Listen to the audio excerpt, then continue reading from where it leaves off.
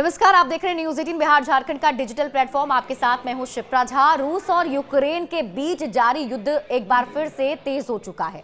शनिवार तड़के रूस ने यूक्रेन पर 88 ड्रोन से बड़ा हमला किया, जिससे देश के कई हिस्सों में भारी तबाही मच गई। कीव, खार्किव और इसके साथ ही ओडेसा जैसे प्रमुख शहरों में आवासीय और व्यावसायिक इमारतों को नुकसान पहुंचा है। इस हमले में 4 लोग घायल हो गए हैं। यूक्रेनी वायुसेना ने हमले की पुष्टि करते हुए बताया कि उसने इनमें से 56 ड्रोन को मार गिराया, जबकि 24 ड्रोन को इलेक्ट्रॉनिक वॉरफेयर के जरिए भटका दिया गया।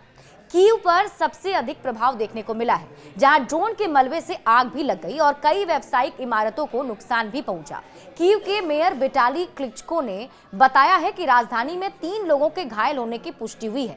एक निजी घर पूरी तरह तबाह हो गया, जबकि कई अन्य घर जो है वो उसमें आग भी लग गई। शहर के अलग अलग इलाकों में आग बुझाने और राहत कार्य के लिए बड़ी संख्या में दमकल कर्मी और आपात सेवा कर्मी तैनात कर दिए गए हैं। खार्किव में भी बरसाया गया है कहर। उधर पूर्वोत्तर यूक्रेन के खार्किव शहर में भी ड्रोन हमले से एक व्यक्ति घायल हो गया। खार्किव के मेयर इहोर तेरेखोव ने बताया कि शहर में भी कई इमारतें क्षतिग्रस्त हुई हैं। वहीं देश के मध्य में बताया जा रहा है कि मध्य क्षेत्र में दक्षिणी ओडेसा क्षेत्र में भी इमारतों को नुकसान पहुंचा है। हालांकि इन दोनों क्षेत्रों में किसी के हताहत होने की खबर नहीं है, लेकिन संपत्ति को भारी नुकसान पहुंचा है।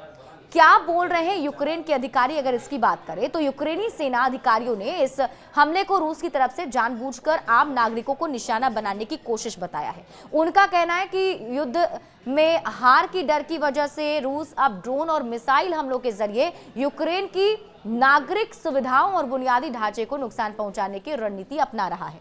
यूक्रेनी सेना ने दावा किया है कि इलेक्ट्रॉनिक वॉरफेयर तकनीक की मदद से उन्होंने कई ड्रोन को की जो दिशा है उसे बदल दी, जिससे और ज्यादा नुकसान होने से बचा लिया गया। बंकरों में लौटने को मजबूर हो गए हैं लोग। इस हमले के बाद यूक्रेन में चिंता और गुस्सा दोनों बढ़ गया है। कीव और अन्य शहरों में सुरक्षा व्यवस्था और सख्त कर दी गई है। लोग फिर से अपने बंकरों में लौटने को मजबूर हो गए हैं। विशेषज्ञों का मानना है कि आने वाले दिनों में रूस की तरफ से इस तरह के और भी हमले हो सकते हैं। अमेरिका और पश्चिमी देश यूक्रेन को सुरक्षा सहायता देने के लिए सक्रिय हो चुके हैं, लेकिन इस ताजा हमले से यह साफ हो गया है कि युद्ध अभी लंबा चल सकता है और यही वजह है कि यूक्रेन की तरफ से भी पूरी कोशिश की जा रही है कि इसका जवाब दिया जाए और अपने जो संरक्षित ठिकाने हैं उसे और मजबूत किया जाए।